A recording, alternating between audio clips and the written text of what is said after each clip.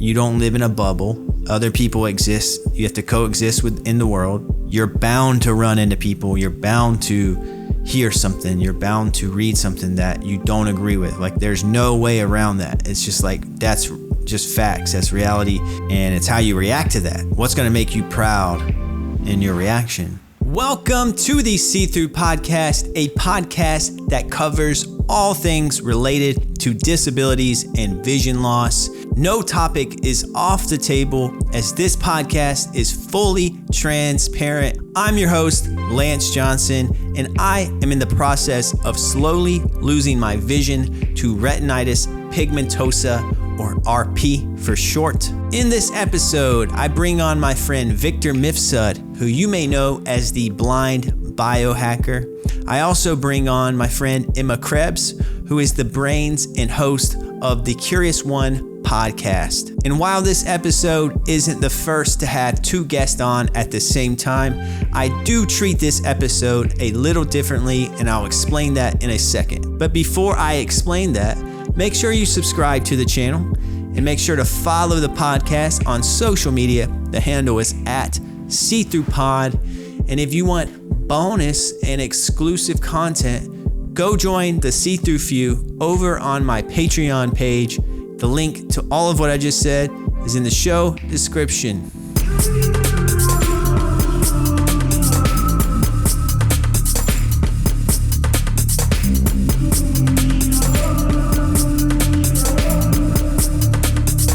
All right, so what's different about this episode? This episode has a theme, and that theme is curiosity. That's why I brought on my friend Emma Krebs, because she does run the Curious One podcast. And I wanted to pair a guest with Emma, and I thought of the perfect guest, which is Victor, who is known as the blind biohacker. This is his third time on the podcast. And the reason why I thought he'd be a good fit for the curiosity episode is because his whole thing is curiosity. He's exploring various different ways of healing and treating his eyes and body. So we'll hear about that in this episode. So what's really different here is the fact that Emma's section is not live. I sent her some questions and she recorded her answers and sent them to me. And then what I did with her answers was I selected specific ones, and then I played them for Victor, and then me and Victor talked about what Emma said. And the questions that I sent over to Emma involve the topic of curiosity and censorship. So that's the real big theme of this episode. Let me know if you like this format. I'm just trying to try things out in this podcast, keep things fresh and spicy. And with that explainer out of the way, I do want to add a little warning. If you're sensitive to discussions around COVID, mask, vaccines, alternative kind of methods to healthcare and things like that, then this episode might not be for you. It's not the only thing we talk about, but it is brought up in this episode. I also want to add that Emma is not responsible for anything that Victor and I say in this episode, as her segment was recorded separate from our discussion. I also want to add that no one in this episode is a medical professional, so take what we say with a grain of salt. And now that that's all out of the way, how about we get into this episode? Here's Victor Mifsud. Victor Mifsud, welcome back for the third time. Lance. I got your name down like perfect now, man. I remember the first time we talked, I had to double cross check it like 3 times to make sure I was saying it right in the intro. Yeah, it's always a tricky last name, but you got it down. Lance, man, it's good to see you again. Thanks for having me on. Yeah, man. A little different this time. You're in, spoiler alert, you're in Mexico. I am. Been here since last October, almost 6 months. Yeah. Woo! 6 months in Mexico. Yeah. That's nuts. As always, I'm here in Brooklyn, but let's hear like a reacquaintance. Let's get reacquainted with you real fast before we start talking about curiosity, because that's going to be the big theme of today's episode. Yeah. Okay. Well, I have retinitis pigmentosa, so I'm blind, legally blind, and was diagnosed at about 9, and started to get worse vision as I slowly got older. At one point, I was able to drive. At 21, I lost my license. And at that time, I was dealing with a lot of, mental health issues and all the stuff that kind of came along with life and dealing with my vision loss. And wasn't really sure where life was going. And, fast forward,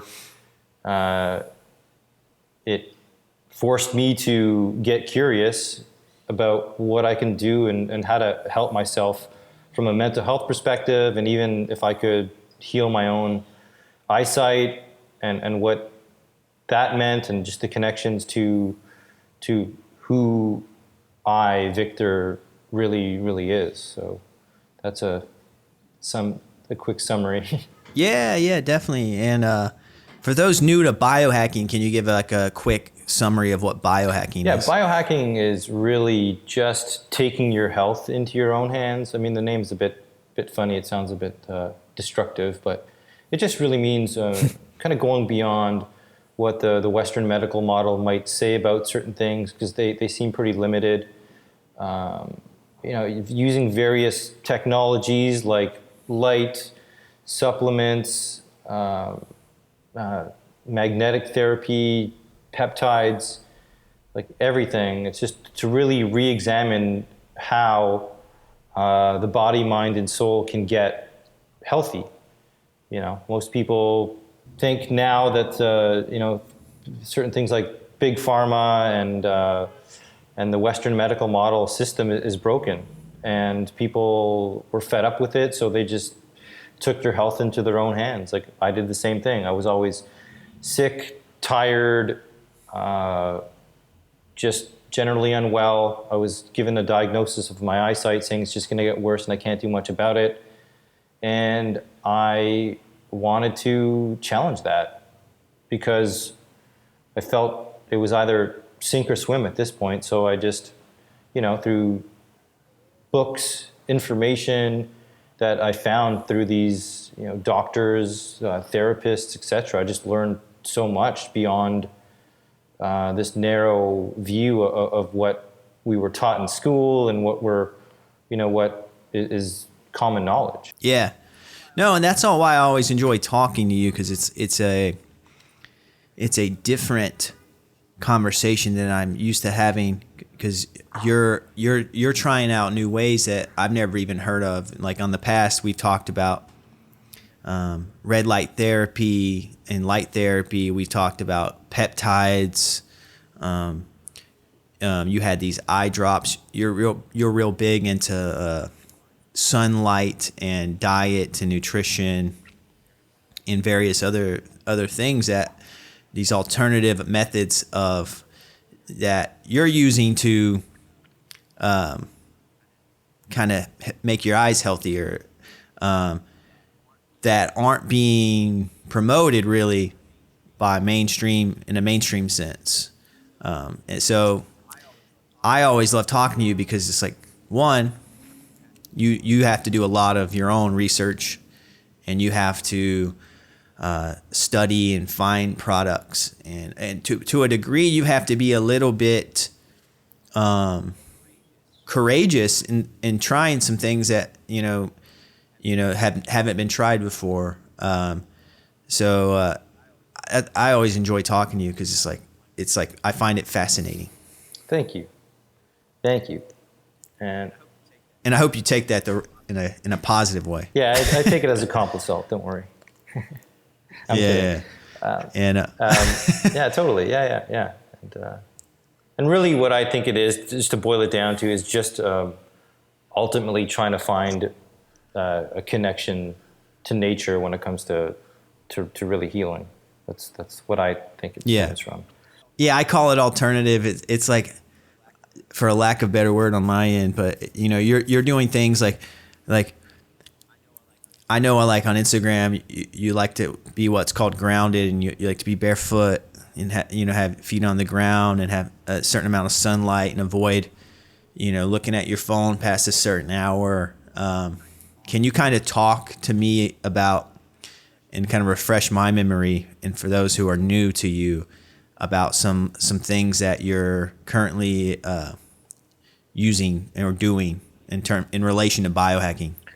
So a lot of things in our health stem from circadian biology, which basically means these clocks that we have in our system, and they run through the eyes, through the suprachiasmatic nucleus.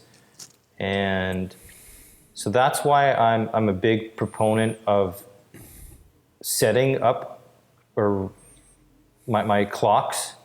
So just the way the sun rises, goes from noon and then sunset to darkness, we need to follow those light signals. So in the morning, for example, it's a good idea to just get outside, to set your eye clock, to tell your brain and mind that it's it's morning time, so you're getting these certain light frequencies without any sunglasses to set your circadian clock, which prepares these ingredients of hormones and like melatonin and other things to set you up for the day. So if you wake up first thing in the morning and you look at your phone, which is this bright blue light signal, it throws that whole system off, and circadian biology has been linked to getting pre-diabetes, cataracts, sleep disruption. So basically we need to follow what the sun is doing. So when it's sun's going down, again, you don't want to be looking at a bright TV, and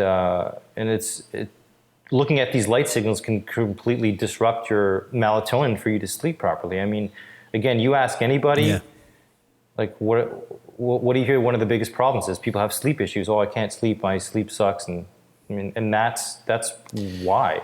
And as well, these computers and these light frequencies are bringing forth an epidemic of myopia, because these lack of red from these screens and our phones. I mean, if you look now, there's so many studies showing the power of red light, which is sunrise, and red light therapy devices can drastically improve myopia, presbyopia. So basically, it's me setting this clock, and these are things you can't necessarily see. I mean, if a light is on, it's on, but there's different colors that are there that provide us either healing us or doing the opposite. And it's the same thing with grounding. I mean, there's a lot of science of walking barefoot because our shoes are rubber, which isolates electricity. And if you're overexposed to Wi-Fi signals or your cell phone in your pocket, you build up this charge inside of you. And walking barefoot or touching a tree, like, grounds the electricity. It just disperses this harmful electricity in your system. But if you're walking with rubber-soled shoes, it doesn't do that. And our ancestors were walking barefoot for, thousands and thousands of years. So, like, this stuff makes a lot of sense because it's just been happening to our biology for so long. And, with technology and, just modern lifestyle, we're just completely disconnected from it. I mean, if you're living in a big city, how often are you just going to walk around barefoot? So it's a lot harder. Oh, never, dude. Right. That sounds horrifying. Yeah. So, and these have profound healing benefits. I mean, there's a lot of science. I'm not just talking woo-woo out of my butt, but there's a lot of data showing this stuff now. So it's I'm not some hippy-dippy. I haven't done the research like you have, but it's to a degree I can relate, because I feel like I always feel happiest, and mental health affects your health too. I always feel personally more peaceful when I'm in nature. So it's like I have to have those moments. Like if I stay in the city for too long, it's like I have to go and have like a vacation somewhere. And usually the like vacation spots I pick are not like other big cities. They're like somewhere that's kind of gives me a break. You know what I mean? But that's a whole nother thing, and we're going to get into some questions later with Emma from the Curious One podcast, but I want to keep talking about this a little bit just to help you have more of an intro before we get into that. So like for example, you're talking about circadian rhythms and whatnot, and that word's becoming more popular. I listen to Andrew Huberman, and he talks about that a lot. And it definitely is science behind that with light and how it affects and releases hormones. And, speaking of hormones, there's like a big discussion going on with testosterone, because testosterone levels are kind of dropping. And that probably, I've read that there's theories on the reason why testosterone levels are dropping is because of the sleep disruption, and also diet, high sugar, and kind of unnatural ingredients in foods and things like that. And it's kind of changing, our hormones, which is a big deal. Yeah, absolutely. So, I mean, like I could add to a few things. I mean, there's a lot.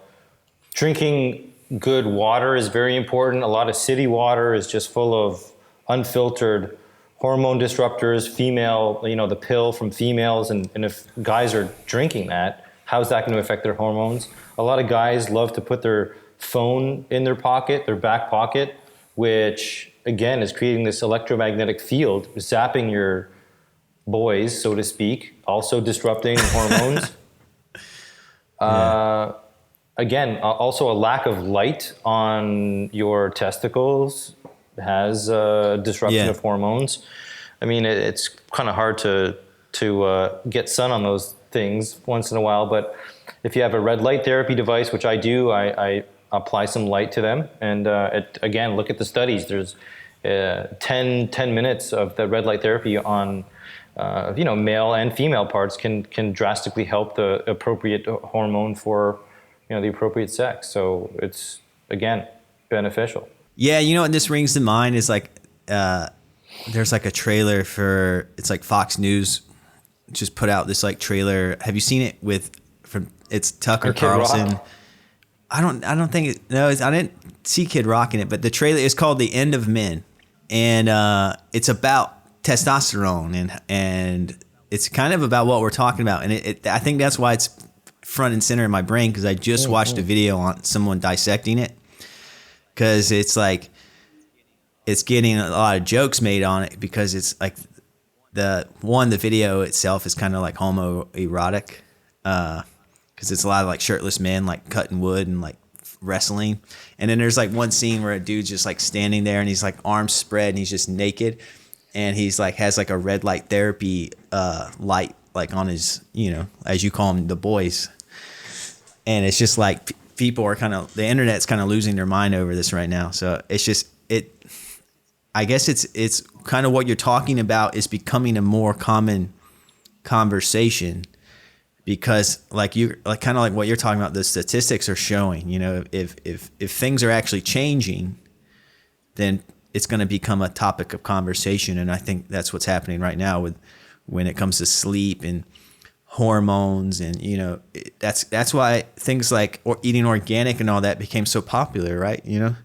Because it's like, and then there's other things like alcohol use, and marijuana use, drug use, how that can affect everything too. So it's just like kind of classic. Some of it's kind of like the classic, like treat your body like a temple kind of thing, but some of it's like a generational thing that no one else had to think of. Like, like you're talking about our ancestors, they didn't have to say, hey, it's time to put the phone away. You know what I mean? So it's almost like, it is like technology is beautiful and helps the world in many, many ways. But at the same time, it's like, it can be harmful in ways too. It's a double-edged sword. Yep, it is. And I think we just need to be aware of that and find out, like, how is it worth it? And it's like, are things at risk? Are things like what it is to be a man at risk? And what does that mean? Yeah. What's the future of women? What's the future of men? Where are we going with this? Are we gonna survive? If testosterone is dropping and sperm count's dropping, like, because of all this stuff, like, are we gonna make the cut? No, it's real. It's a real thing, the conversation to have. Yeah, I could make a joke here and say like Big Pharma will just make a drug to solve it. Yeah. I think nature is, you can't patent nature, and I think that's one of our best medicines. And again, we're just seem so disconnected from it, which is No, I agree. which is I always tell my wife that I want to live out in the middle of nowhere because it fits my personality, and when just hang out and just be in nature all day. That's like my ideal lifestyle. Let's be neighbors, brother. You live like 2 miles away from me, but we're neighbors. Exactly. Yeah. I feel like that's, we're talking about locations. Like you're in Mexico. That 6 months is quite a while. Like the past few times we talked, you're from Canada. You live in Canada, but like what brings you to Mexico? Well, I've always been leaving Toronto in the wintertime just because of the way I feel, like gray, again, this lack of light. And, whether I'm Mediterranean and I need more light signal, and I like being outside. And again, I could walk barefoot. But this time I left a bit earlier because Canada had a lot of rules and lockdowns for this whole pandemic situation that I didn't agree with. I think it was very extreme, and there's a lot of things that I think that this extreme approach, and I was kind of done with it. I wanted my life back. I wanted, this controversial word of freedom. To just do what I wanted to do, and it was way too restrictive, and it was weighing on my mental health, and a lot of things that the people in charge were doing. I just didn't agree with, so I just left, and been here ever since. Yeah, I respect that, man, because only you can look after you. You know what I mean? It's like, but yeah, that's crazy with restrictions, and you talked about the word freedom being controversial, and everything seems to be controversial these days. And it's like that's part of the reason why we're talking today is because we're exploring a theme of curiosity. I've done episodes that are based on the topic of podcasting and what it means to podcast and have a voice and all that. But I think, you can only do what you're allowed to do. And in the current political climate, it's safe to say that it can be a little aggressive on backlash if you say something that offends someone, I feel like society's walking on eggshells a lot, and having a podcast where I talk with people for hours, sometimes I'm like, oh, did that one thing I say, is that gonna offend someone? And it can kind of bog you down creatively and artistically, and just as a person, and you're like, it's like friends, even if you have a different viewpoint than friends you have, it's like, can we get along? Can the days of having differing opinions but still being friends, are those days over? Or like, I don't know, it's confusing, because I mentioned earlier in this episode, Emma from The Curious One, I noticed that she was posting about this topic, and what it means to have a podcast and kind of be public and outspoken, and kind of risk failing, risk saying something that's making a mistake, and just kind of that's the cost of having a public format. In my case, it's podcasting. In your case, it could be your social media, or it could be the Visions conference that you're working on. But yeah, it's just like, I wanted to explore this idea because lately I've been finding myself asking myself, should I post this? Should I post that? Should I talk about this? Should I talk about that? And some of the topics that I would be questioning is like in my mind, I'm like, that shouldn't even be it. I shouldn't even have to question that. Mm-hmm. And so yeah, I was curious because like I called it alternative approaches because some of what the things you're practicing with your biohacking are not part of the mainstream approach. You're talking about Western models and medical models and big pharma and all that. So it's like being on the outside of that. Have you had any backlash from being open supporter of these type of things? Have you ever, like I guess we can start there, and then from there we can.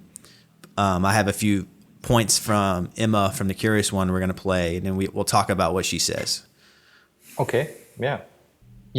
I guess to start, like one of the big things that I started to question is like we were told that the sun is harmful and the sun's so always wear sunglasses, and I don't wear sunglasses anymore. I mean, I rarely do.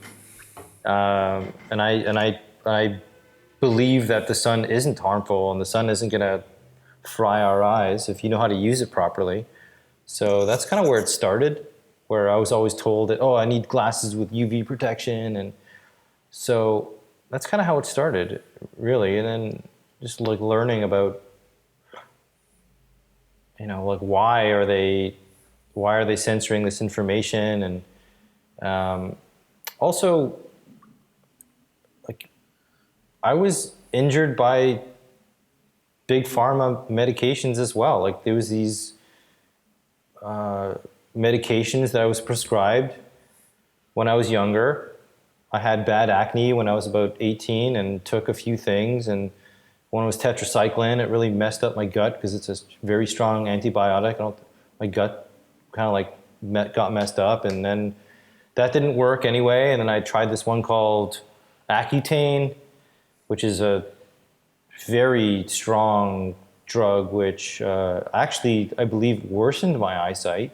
Because shortly after I lost my driver's license, and at the time my hair started to fall out when I was like 18, 19, and it was as a result of this medication that now there's a class action lawsuit out against it. Yeah. So, like why, I don't know.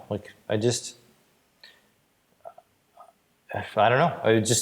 kind of started from there. And I just like, if my body's intelligent, it should, if I give it the right ingredients, the right environment, it should, you can't get well in the same environment you got sick in, so change your environment. So that's kind of where a lot of things stemmed from. Yeah, that's a great quote. Yeah, so you have personal experiences that kind of shaped your perspective, as most people do, or some instances don't. So they kind of just do as they're told. But I'm kind of like I consider myself like a questioner, which I guess makes sense that I would have a podcast and someone who's always thinking about things and questioning things. But it's like, I think a healthy distrust of power is something that's good, and it's weird how that's being viewed now. If you're a little bit like, even if you question things like, and I don't want to go deep on this topic, but it's like, for example, COVID was so split and divisive, down to what type of mask you should wear, down to how many boosters should you get, what should be open, what should be closed. Like it was like very polarizing. It had all these variables to it, and everyone had this very like their own kind of calculation of what they thought was effective and not effective. And my viewpoint may be different than yours, and yours is different than mine, but it's like, I'm kind of like, I'll be real with you. Like I had all three boosters or all three shots, and then the first two shots, and I was boosted. And then I caught COVID still, and the person I caught COVID from had that, had the booster as well. So then that kind of draws in the question. It's like, all right, if you can still like spread COVID and catch COVID while boosted, you know, why have a vax mandate? You know what I mean? And then it's just like, that's just where my brain goes. It's like, and that I can't help that's how my brain works. You know, some people are really religious, you know, and I respect that. But like my brain goes when those scenarios, and I'm like, well, why would this be this and that? And that's just how my brain is wired. And I'm just a questioner. And the thing is, it's like you can question some things, and you're allowed to, and then other things you're not even allowed to think about because you're going to be considered, you know, a bigot or whatever. And you know, and it's funny because it's like I played ball game, you know, with COVID, and this is kind of my first time talking about it publicly on this podcast. And you know, I'm not like anti-vax, I'm not anti-mask or anything, but I'm at the point now where it's, you know, I'm just kind of like, all right, what's the next step? Because I don't see much changing. You know what I mean? I'm going on a rant right now, I feel like, but I agree, and I think you have a healthy skepticism of to think critically about this. You know, like the whole point of a vaccine is supposed to eliminate so you're immune. But the fact that we need boosters just doesn't make a lot of sense. And if you could still transmit it, the mandates make zero sense. And and the fact that they're, you know, like mandated to do anything, it's like, what's going on? Like something, it's a major red flag to me. And it doesn't make a lot of sense. You know, Canada is still the only country that you can't still yet fly if you're not vaccinated. That makes absolutely no sense to me. And, you know, you can still get it if you're vaxxed. So what is going on? Like, I don't get it. And, you know, if people think it's necessary to get for their own safety, then get it. But definitely shouldn't be mandated. If you got it, then you're protected. Then you look after your own health, and you know, you do you, and I'll do me. But the government and this was heavily politicized, especially in Canada, to like hate people who didn't get it just because they were seen as, you know, like this murderers. Incredibly divisive dialogue that was going on, and anyone that doesn't see what's going on in that sense is like, you guys need to wake up. Like this is beyond. I mean, things are over, and it was just announced that, you know, airlines in the States are lifting mask mandates on planes, and again, Canada, you still can't fly without it. So I don't know what's going on in Canada, but I mean, things are softening, and I think things are maybe relaxing a little more, but I don't know. I mean, it just opens this whole window of like, who's in charge? Is it all about trying to control us? You know, there was a lot of censorship. What could be said? What initially couldn't be said? Now that more evidence came to light, that you're allowed to say that now. Meanwhile, if you said that last year, your YouTube channel was taken down. So like, yeah, that's very, very true. And you know, the whole mask thing, like that's a real divisive conversation happening within the disability community, because you know, a lot of people in the disability community are immunocompromised, and they're kind of against, you know, no mask mandates, you know, like what kind of how London and England and the UK is treating it. And whereas I'm kind of like, all right, but so what's the solution? Just mask forever? Because it's like I don't see anything changing. So I don't know. It's like it needs to quit being so like I have the answer versus like I have a suggestion.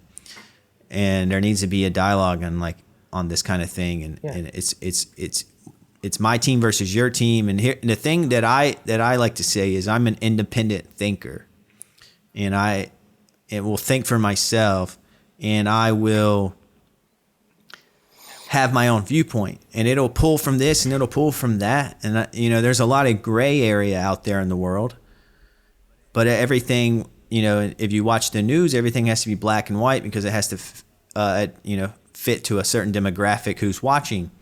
So if you're watching CNN, you want to hear this. You're watching Fox, you want to hear that. It's so obvious, and it's just like I don't know. I just recommend, I'm not going on this. I hope everyone doesn't interpret this as me going on a rant about don't listen to the media or whatnot. But my point is just be an independent thinker and analyze everything. There's so many inconsistencies going on, and COVID's just a perfect example. And that's why I brought it up. I know it's a very divisive topic, but it's what better topic to bring up when you talk about censorship or just kind of division of mindsets on, because it's just, that's reality now. And yeah, you're absolutely right. And I think people have to, it's best if they ultimately look after themselves and don't take anything personally, and realize that people are going to do what they want to do, especially around this. In regards to the mask mandate, if you're wearing a mask, you are essentially, protected. Which I don't know how, whatever, but you've created this barrier. So the individual should be fine and safe if they think they need to wear it. But how is me not wearing a mask going to affect you that is wearing a mask? I mean, again, everyone's got their... Same thing with the vaccination too, you know what I mean? And it's yeah. It is, so. And I agree with you 100%. And again, there was this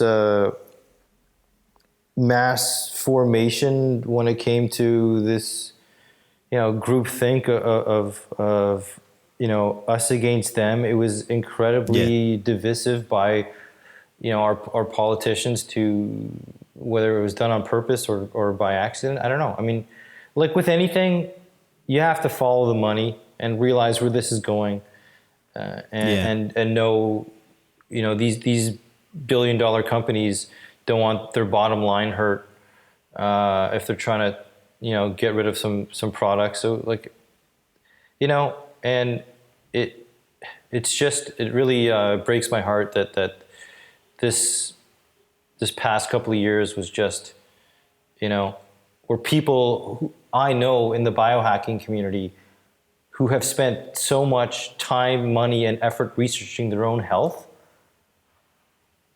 to be I have to do what now? I don't want that. I don't need it. My immune system is fine and dandy. I don't need this. And a lot of people's livelihoods were affected. And for what? I mean, how many more, boosters are we going to need? And when's this going to end? It's not going anywhere. And, what this should have done is to make people realize how much more they need to look into their health, healthy eating, diet, exercise. None of this was discussed during these times. It's just here, take this and you're good.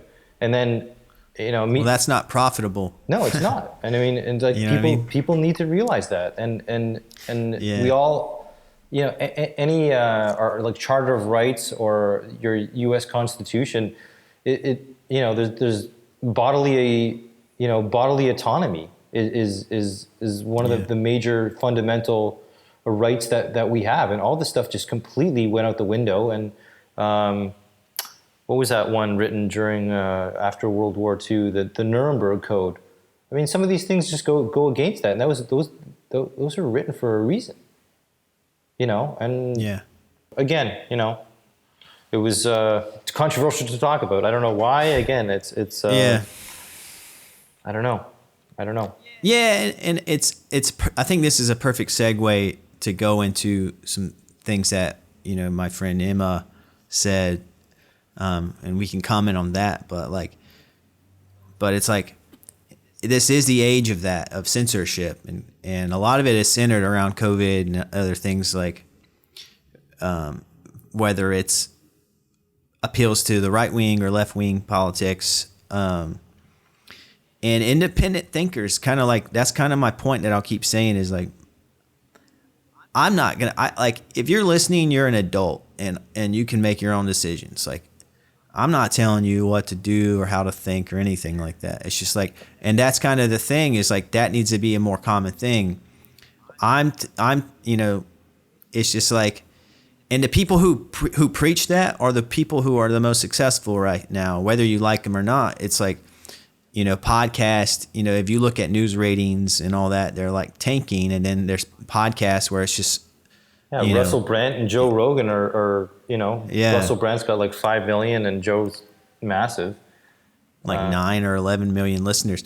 Yeah. And I'm a big fan of both, Brand and Rogan. And I've been listening to them for a long time. And I've been listening to them well before any of this controversial COVID stuff. And, but why? And it's, oh, sorry. Yeah, continue.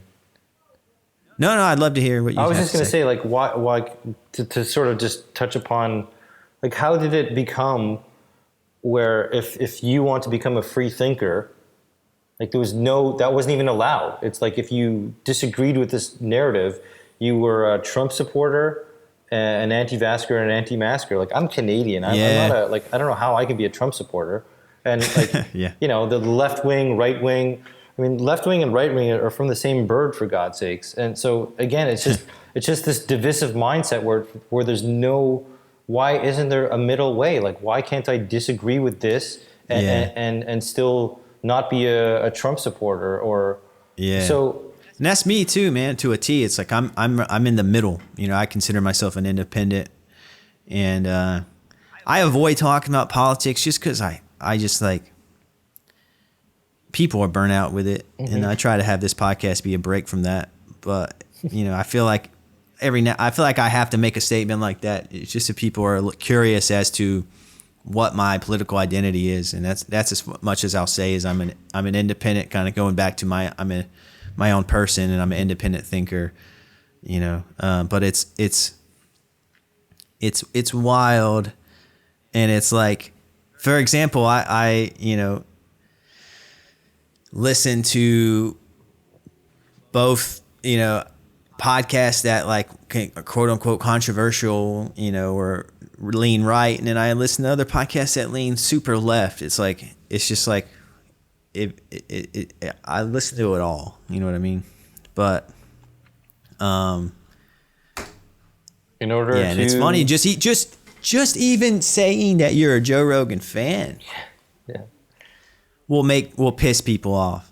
Like, I remember, like, this is no lie, like I posted something about how I'm against censorship and with all that was happening with him, and I like lost followers for it. So it's like, I don't know, it's just weird. It's a weird time. See, I really think that says something about the person where they just can't. They're so strongly opinionated. And they just, if you have your opinion, they just make this blind assumption, and they're like, okay, like, I just got so angered and so triggered by this, like, I can't. And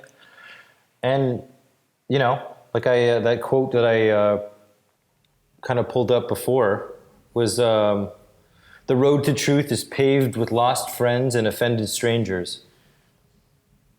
Yeah.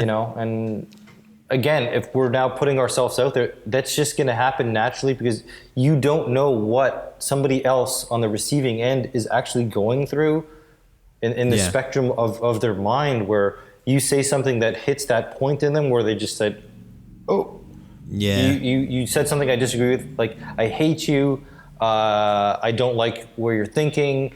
I've been called out so many times for stuff I've posted on social media that people didn't agree with, and it's, stuff from, Jordan Peterson, Joe Rogan. Again, I've been called a Trump supporter. I'm like, man, I'm not. And anyone that really knows me knows I'm not. And it's so polarizing to just ultimately put yourself out there. And now I stopped posting a lot of the stuff because it was a bit much. Yeah. So. And that's like exactly what this episode is about, is if you're being, that's technically being silenced if you're afraid to talk about something. You know what I mean? It's I like a lot of what Jordan Peterson says. I think he's a brilliant man. But even just saying that out loud, somebody probably listening is probably, oh my God, Lance, I can't believe you like some things Jordan Peterson says. You know what I mean? It's just like, I don't care what you listen to and what you like. You know what I mean? It's like, why does it matter to you? Anyways, let's get into Emma's questions. All right. I think her comments actually are going to be a perfect tie-in to what we're talking about. I'm going to play the first clip. Here it is. Hello, my name is Emma Krebs. I am the host and producer of the Curious One podcast. For me, curiosity is one of the most important traits that I can contain as an individual. And I think it is tied strongly with growth. In order to grow, I truly think you need to be curious. As we grow, learn new things, broaden our perspectives, it is inevitable for us to make mistakes, ask the wrong question, say the wrong thing, or to just, in any matter, quote unquote, fail publicly. The thing is, often we can do this behind closed doors. Whether we're learning a new sport or trying to conceptualize a new idea, we're often reading a book in private or in our home doing a workout. But with the whole notion of a public podcast, you really have to accept the fact that you are going to mess up. You are going to say the wrong thing. You are going to quote unquote fail, but it is in a public sense. So that definitely adds a obstacle, specifically for the mind. That was first clip. Okay. But I think, she's talking about, and I might relate to that one more than you because podcasting, but it's just like kind of being able, you're broadcasting yourself, you're putting yourself out there publicly. Most people don't have a public forum like this, like people have social media, but you can be super selective on that and polished and write the perfect caption, have the perfect photo. But a podcast is sometimes like you don't even know where the conversation's going, and you'll say something and your true self is like gonna reflect. I've done 60 something episodes, and it's like that's like almost 60 hours of audio of me. So it's like,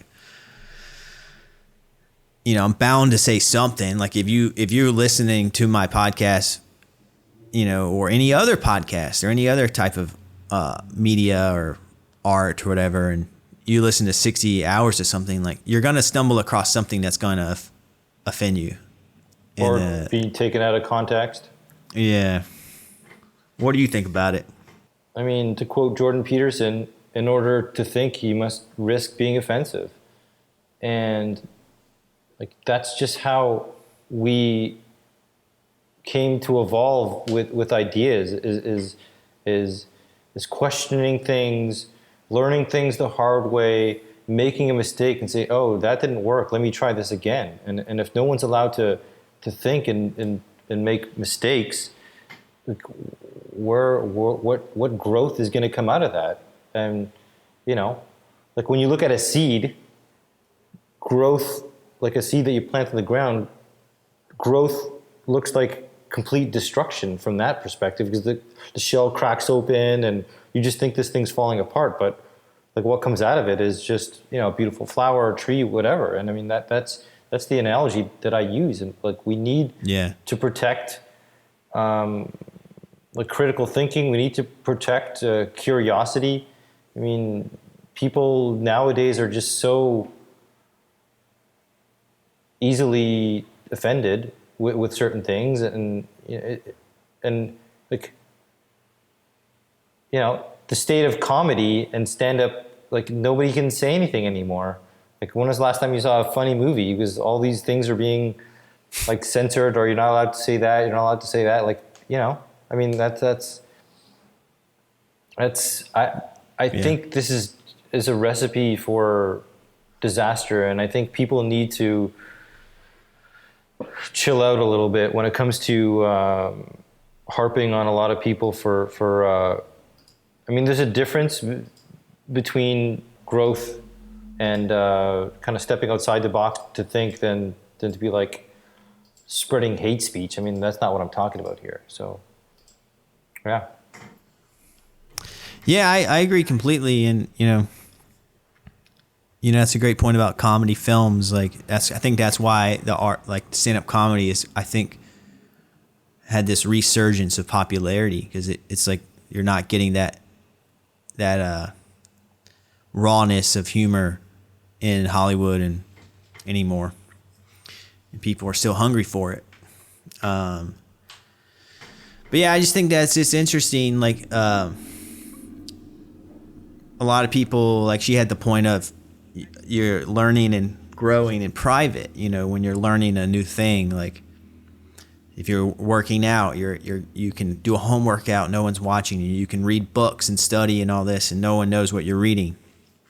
But when you have a podcast and you're doing things or posting regularly or whatever, it's you're making your progress public, and that's vulnerable. The best art to me, it requires some sense of like vulnerability, of the people letting their emotions show, and expressing how they feel. And I think like censorship and all that can kind of stifle emotion, and therefore I think having negative. I think it can have negative effects on art. If you want to be from a purity sense. But that's how I look at it. I agree. No, I agree. I mean, just think of how boring the world would be if everything was just, bubble wrapped and oh, you're not allowed to talk about this. Like, where's this going to go if no one can express themselves? Like, people can, and just don't take it personally. Like, again, and so it's what I have to say with that. So right on. Well, let's move to the next one, because I have a few more that I want to play, because this is fun. It's something new that I haven't done yet on this podcast. So let's play the next one. One thing I often do have enter my mind quite often as an independent creator is that I don't have a large platform, that I am still new to the space and still finding my own voice. But at the same time, the world is still uncovering who I am. I think with some creators that have been out there for some time, people usually understand where they stand on certain topics and beliefs, maybe on the political system, etc. But as someone who is still new to the space, I fear that someone will come across my page and see only a glimpse of something that I have to say, my opinion on something, and automatically shut me down, rather than allowing me to explain myself or to look further into my content to get a better idea of my thoughts and my opinions on specific topics. Yeah, I feel like that. I'll let you take this one, because I feel like with your, what you post about biohacking, you're putting, yourself out there. When with my podcast, I'm putting other people's stories out there as well as mine. But, I can kind of let other people steer the direction of my conversation sometimes. But with you're kind of your own author and the things that you're sharing with the world. And, like you said, you've lost some friends for your viewpoints and whatnot. So yeah, I'd love to know what you think about being misconstrued or misinterpreted or being feared about that. Like, because that's kind of how I interpret what she's saying. Well, with everything recorded these days and pictures and posts, and like, I am not the same person I was yesterday or 2 weeks ago or last year. Or so why is it that if I said something, like 5 years ago, that was document, like, why is that like tattooed on me for the rest of my life of like, oh, that's what you think, that's what you always think. And like, no, I'm learning, I'm updating, I'm upgrading what I think. And like, people just love to label everybody, and like, that's the way he is, and he's going to be like that for life. And like, it's like, again, we need to have an open mind. It's like, oh, that's what you thought. You know, we can change our opinion. Like, we, especially, again, going back to this COVID situation, like, okay, there's more information has come to light. Like, let's change our opinion on what we think about, you know, lockdowns and mandates and masks. Like, we need, nothing is set in stone. And when people say the science is settled, the science is never settled. Science is not settled. Science is constantly being questioned, constantly changing. So, and that goes for us as individuals. I'm constantly changing. I'm constantly adapting. So just to say that I said something, you know, a while back, and that's how I think for the rest of my life, like, that's not the case. And I'm allowed to change my mind. I'm allowed to think one thing one day, and if you don't like it, you know, keep that to yourself and figure out why it's bugging you so much. Yeah, no, I relate to that, and I think, you know, again, like, not to just beat on COVID, but it's like, that's a perfect example. It's like when the pandemic started, think about how much new information is out from then, you know, and my, you know, viewpoints have changed. And now I think through each level, and I make you know, my own assumptions, and then operate based off of that. And you take new information in, and you adapt. And that's kind of like we do that with our vision loss. We do that with everything. Like, so why you know, why is topics, like certain topics, off limits of changing your viewpoint? It's like a lot of people just still wear masks, in my opinion, just for the theater of it, of how they're going to be perceived. And people are worried, like, well, if like, for example, they just lifted the mask mandate on planes. You know, some people are going to wear a mask not because they want to, but just because they don't want to be perceived as someone who's anti-mask. You know what I mean? And it's just like, it's getting real weird with perception. And I think social media plays a huge part of that. And everyone has a quote unquote brand, and everyone is trying to pitch themselves as this. And a lot of it's false, and a lot of it's untrue. And a lot of it is just trying to fit in. And I think that's never good. I think, you know, obviously you want to fit into a certain degree, but to a degree, I think you just got to be true to yourself. What do you actually think about something? You got to ask yourself that. What do I actually think about this? I used to think this, but I've heard this and that. I've read this and that, watched this, heard that. So what do I think now? It's okay to change your viewpoints. You know what I mean? And a lot of people think, and you know, I think Trump really changed things because he made everything, you know, really polarizing in terms of, you know, blue versus red. So even something like wearing a mask is now lumped in with being Republican, and not wearing a mask, I mean, wearing a mask is something that you're due if you're a liberal. So now, even in 2022, when Trump's out of office and new information's out about even the effectiveness of masks, it's still grouped in with those political identities, even though the information's different, because it's an identity thing. It's a branding thing. It's a marketing thing. So that's my take on it.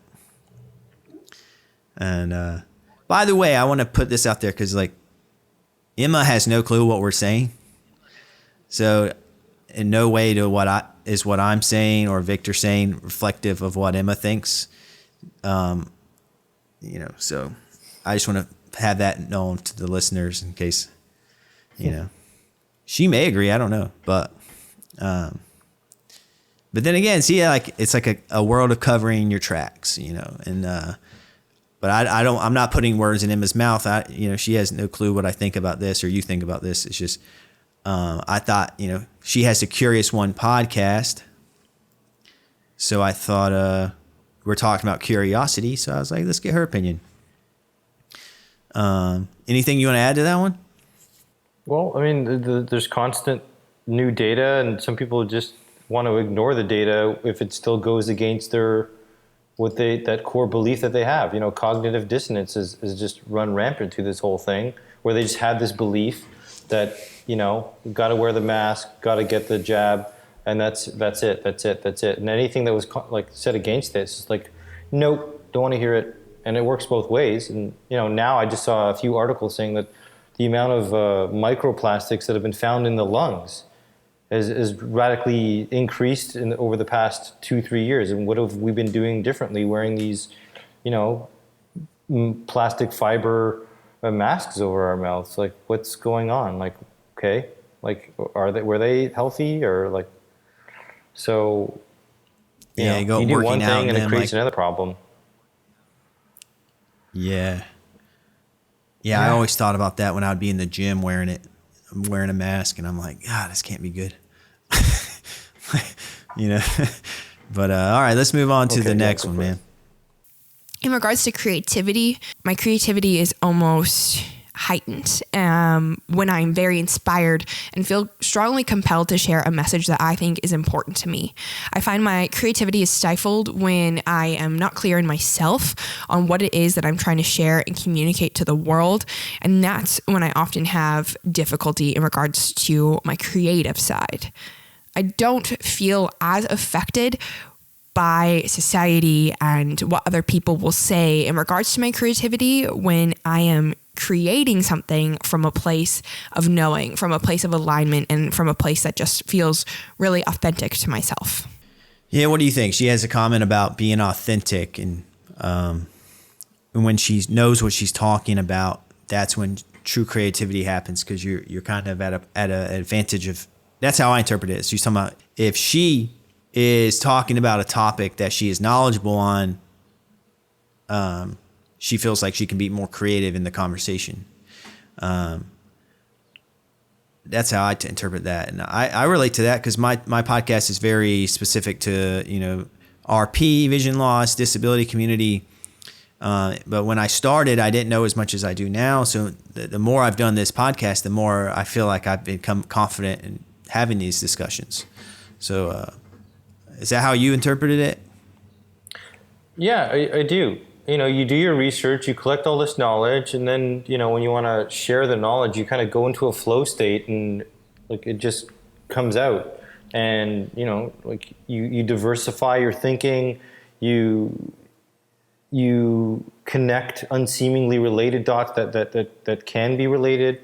And that's how I think. And that's how I like to connect ideas and to push forward my thought and to think outside the box. I grew up being called stupid quite a bit and always had a lot of self-confidence issues, whether me thinking I was smart, and we have to know how to use our brain. We have to have these type of exercises of free flow writing, and just let stuff kind of spill out and then see where it goes and then kind of puzzle it back. And so I think, again, the creative process is again, learning to make mistakes, having to make these mistakes, and just doing things that scare you, doing things that you don't think you're good at. Because if you don't do things you're not, you can't just be afraid to not try something, because obviously when you first do it, you're not going to be good at it, but you have to learn to fail properly and learn from those mistakes. And, again, it's just a matter of diversifying thinking and connecting unseemingly related ideas that actually, if you look back far enough, they actually do connect. It's just really all about connecting the dots and that you might not be able to see at the time, but it's part of the creative process for me, and. Yeah, and I think that's a great point. I think going back to her first point about failing publicly and kind of putting yourself out there, being vulnerable, I will bring it back to my point of view. starting this podcast, I had to be vulnerable talking to everyone I talked to about my own experiences. People had to be vulnerable with me, or else there's no point to listen to. If I wanted to be super selective over what I said or talked about, or, I don't think I would make a good podcaster, because I'm going to be limiting the conversations. And I talk about this podcast being transparent, nothing's off the table. And I truly want to mean that when I say it. I don't want it to just sound good. I want to be able to have this conversation. We're talking about some controversial things, and I'll admit it, I may be wrong on a lot of what I'm talking about. But I also may be right about it. It's like, and maybe new information will come out, and then I'll be right or wrong. Whatever. I'll admit that I don't know everything. But at least I can have pride in that. I'm like telling my truth, being vulnerable, and trying to connect with people. And I'm not just because if I was so cautious about what I had to say, I wouldn't do this podcast, to be honest. If I had to suppress what I had to say, I would just quit, because no one's forcing me to do this. And this is purely a passion project, and it's odd to me that a passion project of mine could, because I'm putting these out online, you know what I mean? So if I say something that is offensive, it's out there and can be used maybe against me with employers and all these things like that. And it's that same goes for social media, but it's, it's just a little scary sometimes to put yourself out there, but comes with the territory. But I think that's important. I think that's important why we're talking about it today, because this kind of brewed up from just a phone call that we had maybe 2 months ago. Yeah. I remember I was in Miami, and I was just saying hey man, what's going on in this world with all this censorship and what it means, why is it offensive to be a man, and why can't why we have to everyone has to watch what they say these days. And it's not like we're saying I want to kill everybody or anything. It's just and it's wild too, because we're if you listen to this podcast, you must think that I'm decently open-minded. And you're very open-minded, Victor. And it's we're both open-minded. And it's just and going back to what we talked about earlier, it's just wanting to explore things. And I'm a questioner. I question things. It's just, and I don't like being told that I can't question something. So, in fact, if you tell me not to question something, it's going to make me want to question it more. And I think you're seeing some pushback. And I think that's kind of what pushed me to want to do this episode too. We had that conversation, and it was a natural thing where we were just kind of chatting, catching up. And, I was kind of talking about how we could have a episode about this, but I told you, I'd be afraid maybe people might quit listening. And then you were like, well, maybe you shouldn't have them as a listener. You know what I mean? And that's a good point. It's I only want people listening. No one's forcing anyone to listen to this, and I'm going to be myself. That's all I can be. I'm not doing this for you or anyone else. So I just have to take that, you know what I mean? And whatever happens, happens. And, I try not to be controversial or political or whatever, but, I, for whatever reason, just felt like this episode needed to happen. And I think it tells you something about the current climate when also people feel a need to push back a little bit. Also, I think you have to have faith in your listeners, people who are listening now, to see the bigger picture and to say, oh, I see this person's side, I see my side, and I'm capable of understanding that people have differences of opinions, that might not agree with what I think, and that's okay. That's okay. Yeah. And if you don't like it, then why are you listening? And then maybe this isn't for you, and that's okay. And that's okay too. Yeah, or like if I have to bend my truth to appease everyone listening, then I created the wrong product. You know what I mean? That's not going to be fulfilling to me, and I'm the one doing all the work. Right. For this podcast. That kind of reminds me of something that another controversial figure said, Dave Chappelle. It's like, like how what was it? It's like how much do I have to participate in your self-image? Like if that's what you think and that's what you want to do, that's great. But how much of my life am I having to sacrifice to be a part of, like your self-image? If that's yours, that you do you. No, I agree, and I'm a fan of Chappelle. I don't agree with everything he says, but I am a fan of his, and that's a great point. And I'll leave it to that. But it's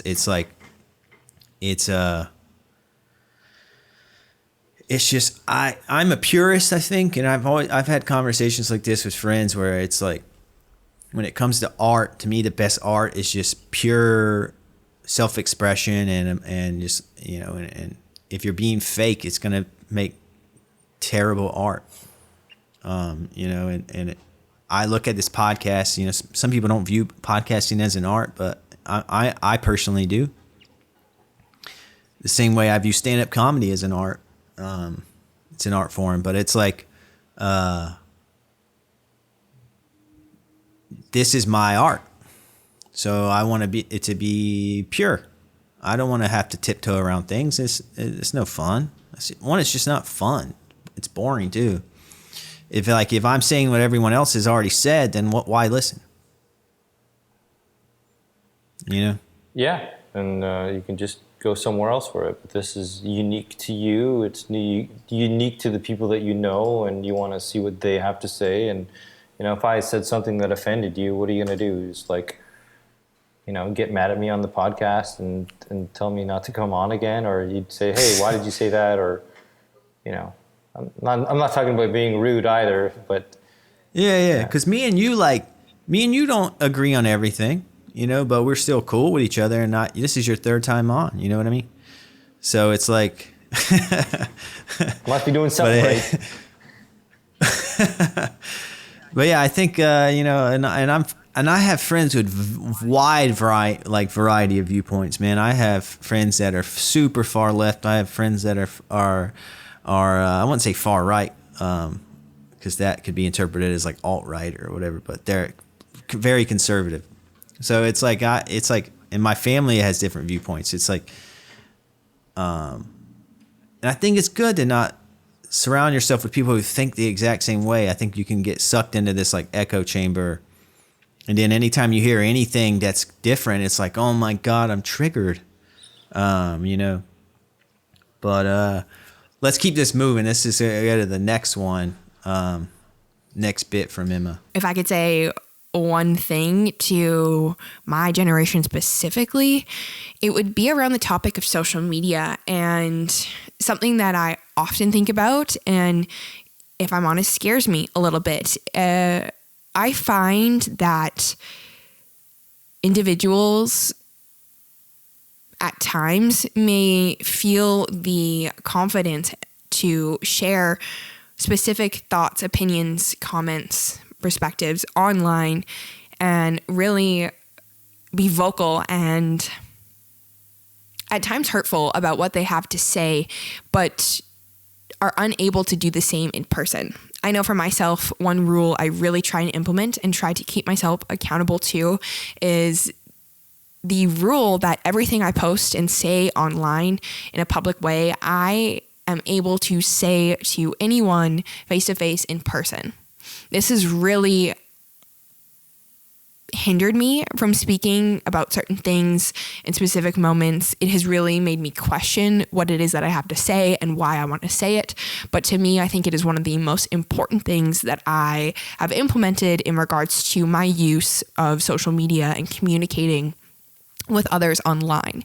This in turn has had a very positive effect in regards to my relationships in person. What do you think? Do you think people say things online that they would never say in real life? I got an awesome quote.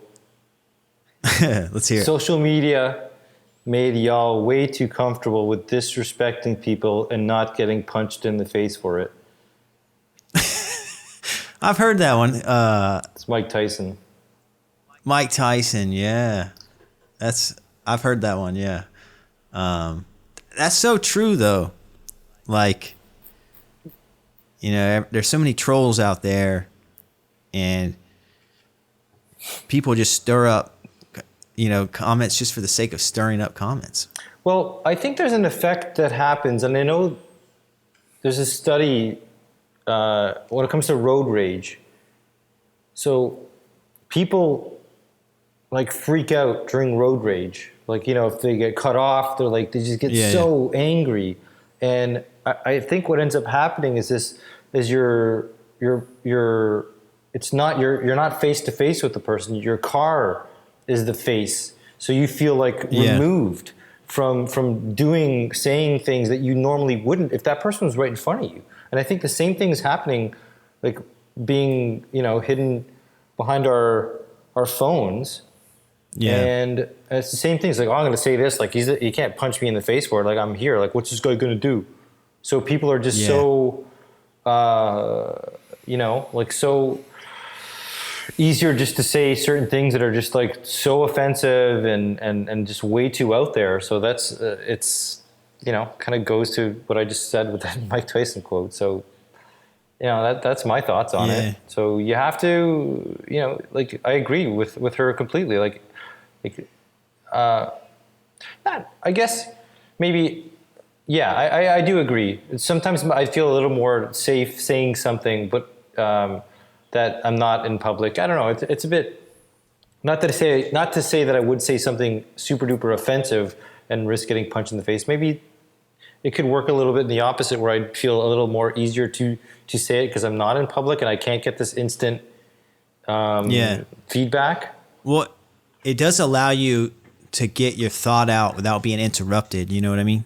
When you post, but to a degree, it's like, I think it's almost like, would you say it? If even in real life, if you wouldn't get interrupted in real life, would you say it? Would you stand up on a podium and have a speech about this? Would you do a public presentation, you know, with a bunch of strangers versus people like for example, people forget this, but like, it's like the very definition of an echo chamber. It's like, if all of your followers and people you follow think the same way, when you post something, you're just getting a pat on the back. You know, you're just patting yourself on the back is what I mean. And it's not really bold if you know everyone agrees. And it's not really being vulnerable if you're not being vulnerable and saying something that you know may be cause a little bit of backlash, you know, or like just questioning certain things, you know, if your viewpoint changed on something. Or let's say you disagree with something that your elected politician did, but you voted for that candidate, but you don't agree with everything that candidate does. So then you say something outspoken about the one thing you don't like, and then now you're associated with being a follower of the other person. And it's like, it doesn't have to be, you don't have to be all in on everything. You know what I mean? Like, I don't agree with everything that everyone in the disability community thinks. It's like, because the disability community is the most diverse group of people there is. There's so many different disabilities. There's various minorities within each in the community. There's, you know, men, women, you know, that's controversial to say now, but then there's like different sexualities, age groups. The list can go on and on and on. It's like there's no way I talk to the whole disability community. There's no way someone who's a disability advocate is going. People are going to disagree with, like, even within the same community, like, you know what I mean? And it's like, that's what's cool about, the internet, is that it's like this, like, huge data warehouse of varying viewpoints and whatnot. But if you're just reading the stuff, if you're very far left leaning and you just read CNN, like, you're just gonna, I don't know. Yeah, and a good rule is, like, always assume that the person you're listening to might know something you don't. Yeah. And we have such a spectrum of unique thoughts and viewpoints that there's no way we can all fit into these categories, and then there's no way that I'm assuming that everyone can what's the word I'm looking for?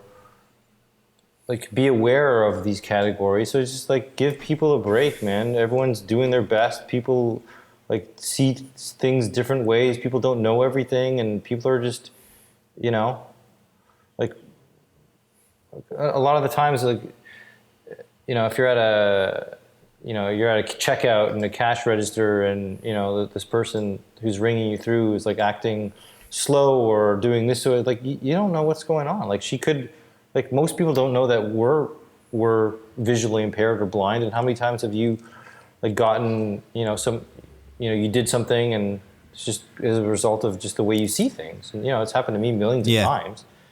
Walking around with a cane can help show some, like, oh, okay, there's something going on, even still with that. So again, it's just like, people just, everyone's so quick to judge. Everyone's just so quick to, like, say, like, oh, what's wrong with this person? Or, like, why didn't they respect my needs? Or, I don't know. It's like everyone just needs to chill out, it seems. Yeah, everyone does need to chill. And I think everyone needs to know that it's okay that not everyone's going to agree with them. Like, you have to learn to be comfortable with that, because not everyone's going to agree with you.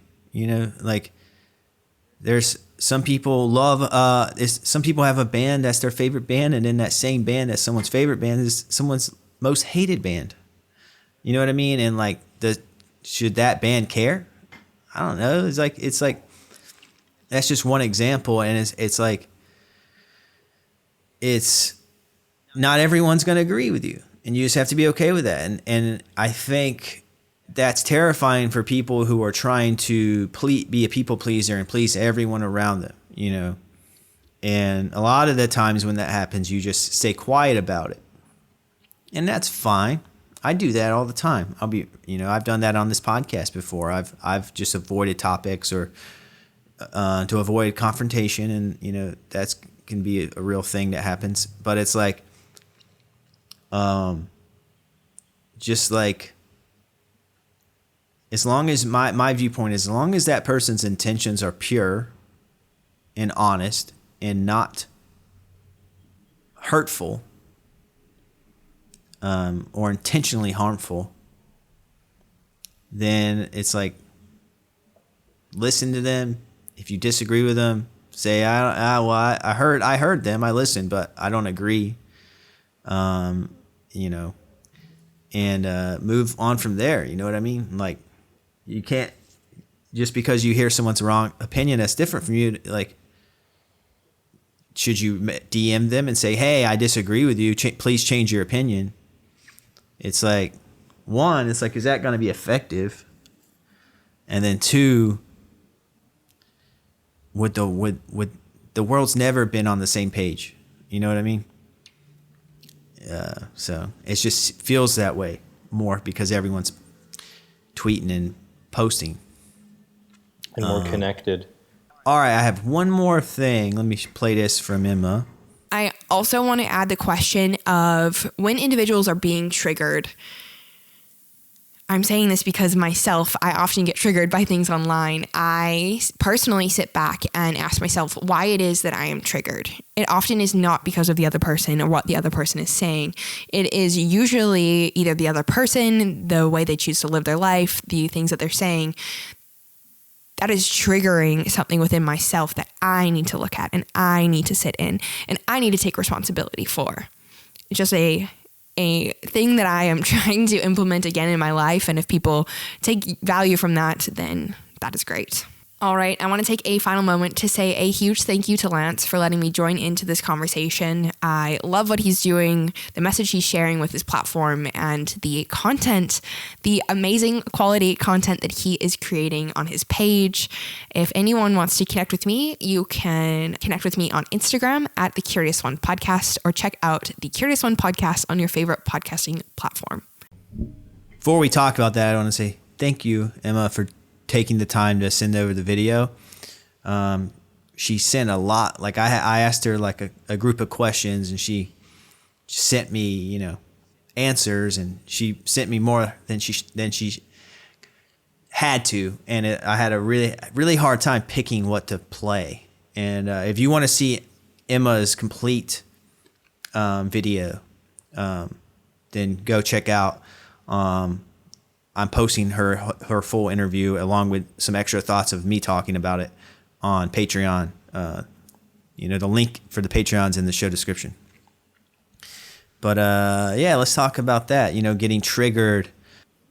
People like to think that you owe them something if they're triggered by something you said, or when in a sense it's like, maybe they owe it to themselves to think about why they got triggered and is getting upset changing anything? Is it effective? What's effective communication when triggered within yourself and with the person that triggered you or whatever triggered you? Well, it happens to all of us. I mean, Emma said it as well. I mean, she gets triggered. I've gotten triggered. I'm sure it happens to all of us. But how you end up responding and what your response is to that is all how you can best handle it. It's, I think you getting triggered probably stems from some type of trauma response from either childhood or a traumatic event that happened where one thing led to another and something bad happened, which is why you have that response. And it's important to acknowledge that maybe this is a different situation, or like, why is it making me feel that way? And am I triggered by the person or by what the person said? Or can I separate the two things? How can I, confront it? I think one of the biggest rules to that is don't take it personal, unless it was like obviously even if it was a direct insult, it's probably easier said than done. But I think these moments can really teach us a lot about ourselves and why we think and how to move past that. Yeah, I think about that too, because I'm the type of person who can just hear something and then I go on a rant about it to like my wife and she'll be like, oh, here we go again. And like, I can just go and go and go.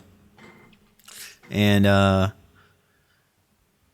I never think about it, but it's like something triggered me. You know what I mean? Because I kind of don't even like that word. I think it kind of makes me feel like weird to say like, oh, I'm not going to be like, oh, I'm triggered. Yeah. I just feel like that's it's just not, because I feel like people who typically say I'm triggered, I usually am annoyed by. So it's like, but on a technical sense, whenever I hear something and then I go on a long tangent about something, I obviously was triggered by something. You know what I mean? And that's kind of funny to think about. But yeah, I guess I get triggered all the time. And I think a lot of it has to deal with being triggered is expectations versus not matching expectations, not matching reality. You know, I think the world is a brutal place, and everyone kind of wants to put wrap things like a pretty bow around life and simplify life. But the fact is, life is very complicated. Life is brutal. There's terrible things that happen. People have terrible viewpoints. And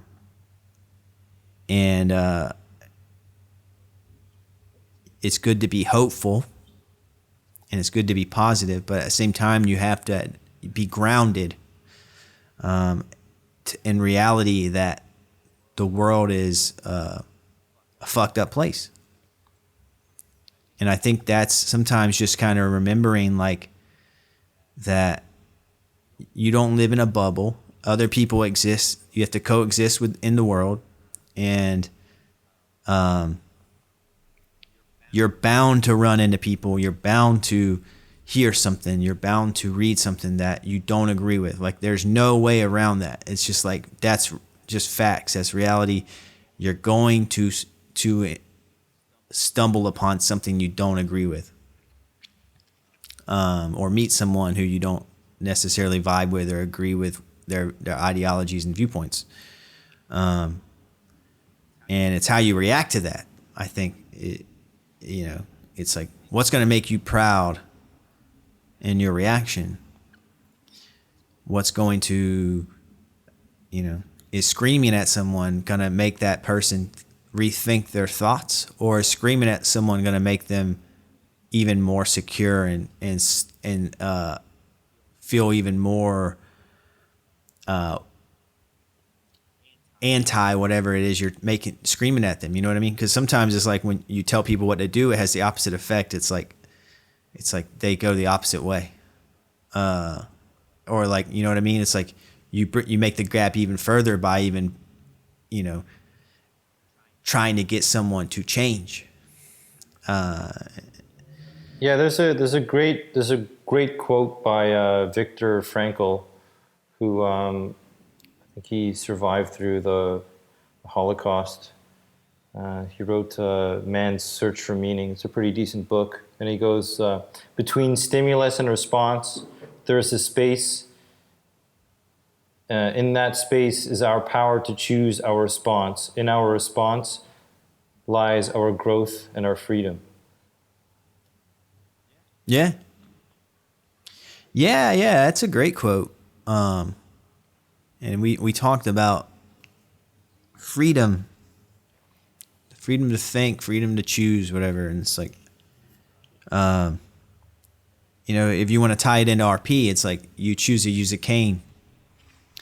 If you were really hypersensitive about not wanting people to see you as someone who's visually impaired, then you might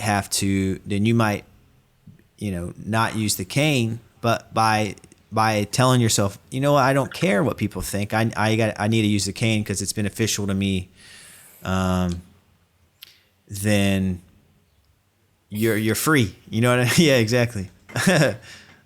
Yeah, this is... So it's, that's just my quick example. It's just you got to do what's best for you. And I think sometimes people forget that. Sometimes what's best for someone else is going to go against the grain, but it makes sense to them because it's best for them. You know what I mean? It's people have different priorities too. Yeah, and I know that very, very well. I mean, I struggled so hard to not use a cane ever and ever because I was just so ashamed or was just scared to let other people know that I had RP, that I was blind, whatever you want to call it. And, it took me a while to really say... Actually, when I traveled to Amsterdam for the first time, I was walking around by myself at this film festival, and Amsterdam is full of all these metal poles that are waist high and bikes coming from everywhere. It's just okay, ego, let's take a back seat. Do I want to end up in a hospital getting run over by a bike, scooter, or like there's just so many obstacles. I just said, fuck this. Excuse my language. Nobody knows. Yeah. Nobody knows me here. Like, who's gonna judge me? And now, I use it. And recently, I bought a bigger cane, and I use it when I feel I need to use it. And, I just don't want to get hurt or trip over stuff anymore. And so, yeah, it was a big thing for me to have that radical self-acceptance. Say, okay, I'm going to use this now, and I just don't give it whatever crap that what people think about me anymore. Like, this is me. Yeah. It's just like go into that. Yeah, and that's freedom. You're free from, you're acting to your own true self. You know what I mean? It's like you think that's best for you, so you're doing it. And I think that's all we can ask for for people is just like, but yeah, I think, man, we covered. Oh, yeah. So this is a beast of an episode. Yeah, it is. It was pretty long. This is a conversation we were dying to have, and I think it's an important one. I think you should have more of them. Yeah, there's another quote that kind of resonated with me. Like, when there's no enemy within, outside enemies can't hurt you. Oh yeah, that's a great quote. So I think that's.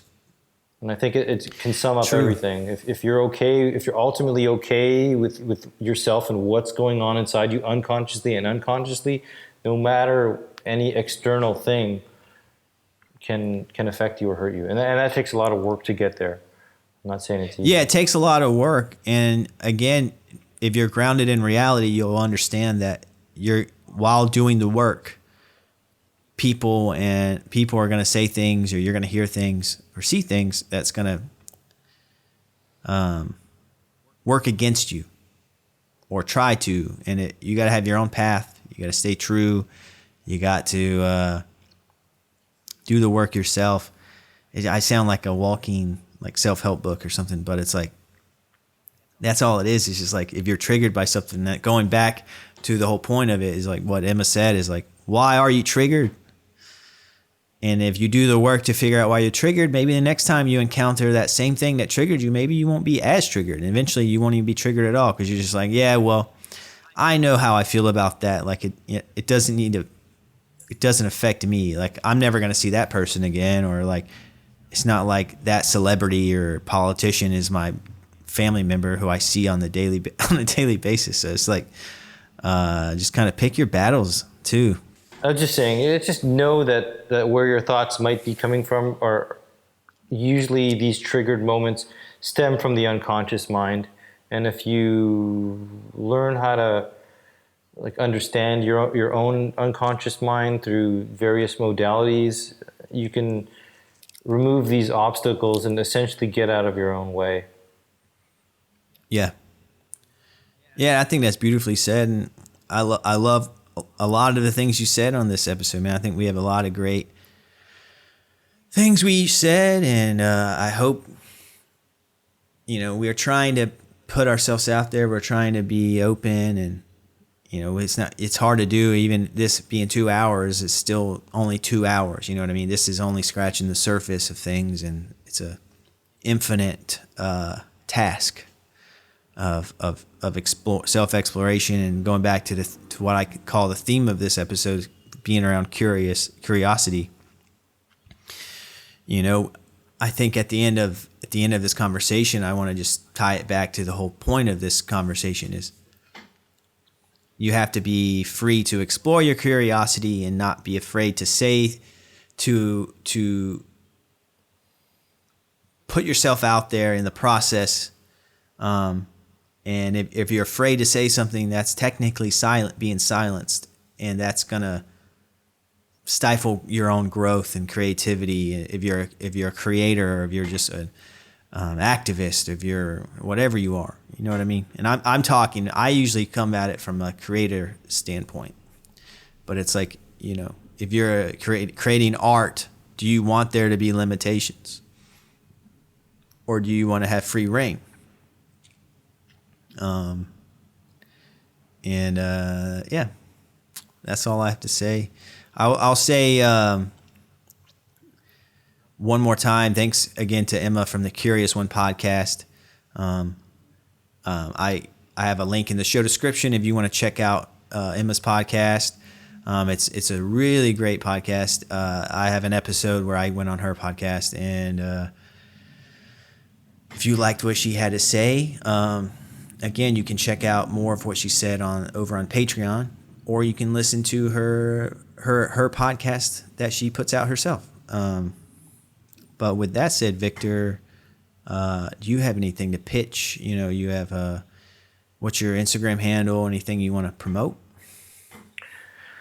Yeah, I can be found at Blind Biohacker, and like I said, that Vision Optimization Summit, it's been a long time in the making, and it's coming soon, so stay tuned. Check out visionoptimizationsummit.com, and I'm going to be pushing it on my social media, and they can go, check out the videos once it's all up there, and hopefully learn some things, and hopefully it can change your life. That's all I got. Well, that's all you got, but we have a lot of it, almost 2 hours here. So, but let's wrap this conversation up. And like you said, it's the first of many. And for those listening, if you listened to this whole episode, thank you. I'm really appreciative of you. And I'm just trying to I'm just trying to practice what I preach. And I preach transparency, and I preach being open and honest. And I guess lately I've been feeling like I can't really be completely open, and I wanted to have a conversation about it. And I think this is, my first step in this journey of trying to be more transparent with everyone, because I really want to practice, what I preach. So thanks again, Victor. Thanks for having me again, Lance. Pleasure.